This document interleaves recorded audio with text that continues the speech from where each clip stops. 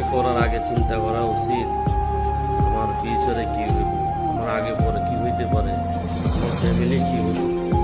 আর ভাই, এই দুনিয়াতে যাওয়ার পরে একটা আপনি মরে যাবেন, তখন তো আপনারা শুধু ওই 2,000-3,000 টাকার কাপড়ে হাইস্ট করে গেলে ভাঙ্গা যদিও 5,000 টাকার কাপড় এটাই নিয়ে যেতে পারবেন ভাই দুনিয়া মরার পরে।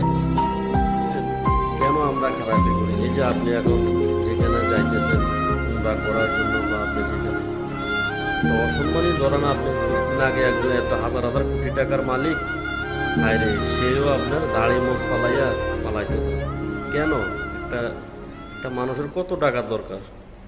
ভালো দেখবেন, সুস্থ